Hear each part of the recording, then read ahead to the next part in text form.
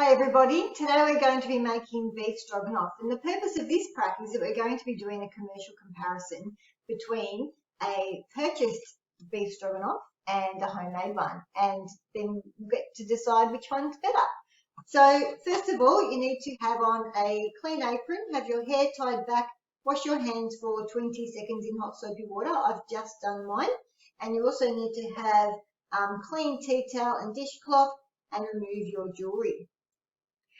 Make sure that before you begin that you have all of your ingredients out. So for this recipe you need some pastas. I'm using spiral pasta because it's most similar to the purchased one. I also have some steak. You can buy it pre-sliced or you can slice it yourself. An onion, well you only need half an onion.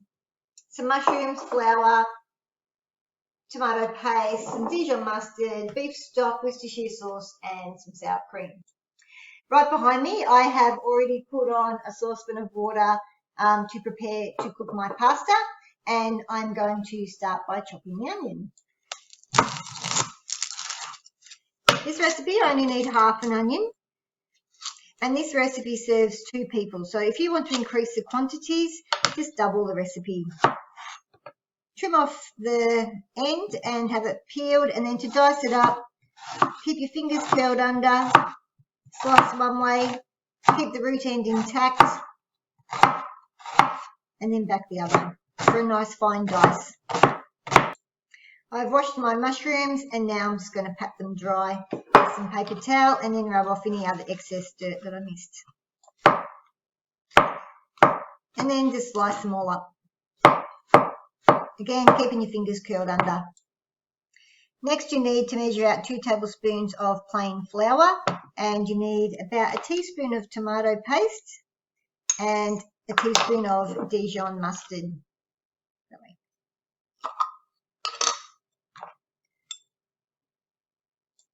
Also 100 ml of beef stock and 2 tablespoons of sour cream. Next I'm going to cut my beef into thin strips. I'm going to trim off a little bit of the fat. I'm using rump steak, which is a very lean meat, and just cut it one way, and then I might cut it sort of into smaller bite-sized pieces so it's easier to manage when I'm eating it later. Transfer it all into a bowl and then take it all over to the stove top ready to cook. My water is boiling now and I've added a little bit of salt to it. I'm now going to just add my pasta and give it a slight stir and set my timer for 12 minutes. It needs to cook until it's al dente, which means it is soft but with a slight bite to it. Now when pasta is cooked, it will the starch in the pasta will swell and burst and then absorb the water, and that's called gelatinisation. I'm going to cook the steak first, so just about a teaspoon of oil in there first.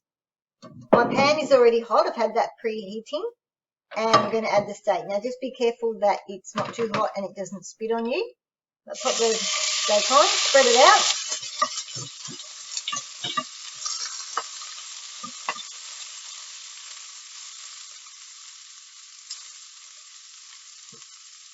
Because this has had raw meat in it, that needs to go into the sink, and you need to have a clean bowl to put the cooked steak in.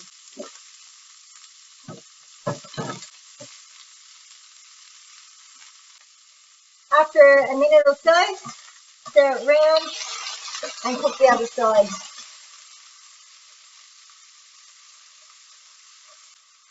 Once it's ready, take it off the heat. You don't want to overcook it because you don't want it to become tough.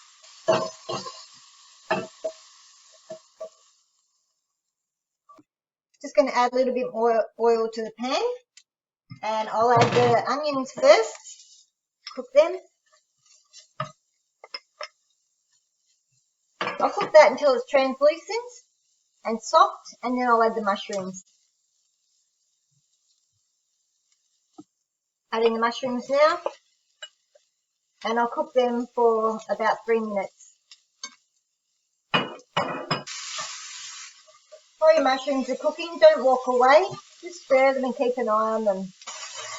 So my mushrooms and onions are ready now, so I'm going to just turn the heat down and sprinkle the flour over the top. Now this is going to help create a nice sauce a little bit later with the stock. I'm just going to cook that for 1 minute. And again, the starch in the flour will heat up and swell and burst. So then when we add the stock, it will be able to absorb the stock and make a nice gravy. Cooking the flour also takes that floury taste out of the flour. I'm now going to add the tomato paste and the Dijon mustard. Stir that through and then just gradually add the stock, just a little bit at a time.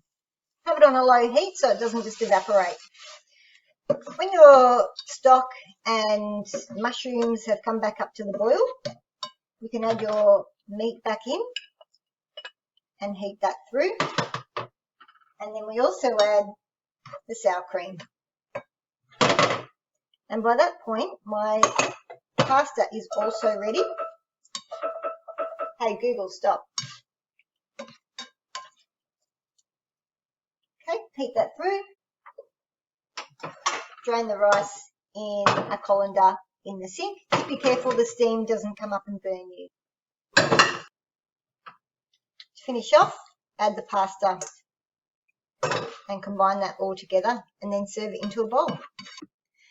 To make the lean cuisine version, I've taken it out of the box, peeled the plastic back, and it goes in the microwave for 3 minutes. So obviously, for convenience, this is a lot quicker and a lot less messy. But let's see how it goes for the taste test. Okay, so I've served them both up and tried to do the same, even with a bit of parsley on top.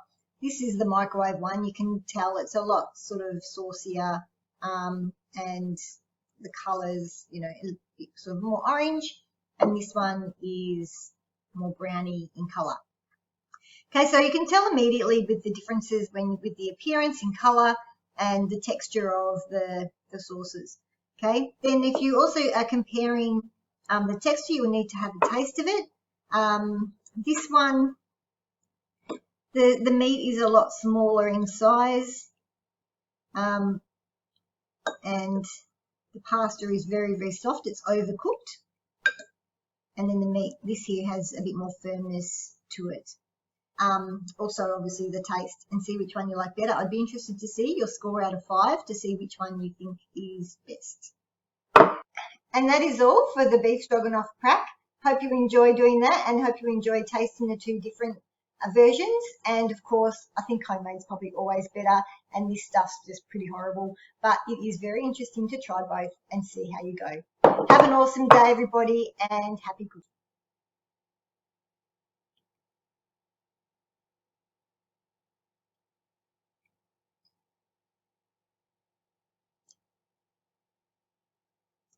Mm-hmm.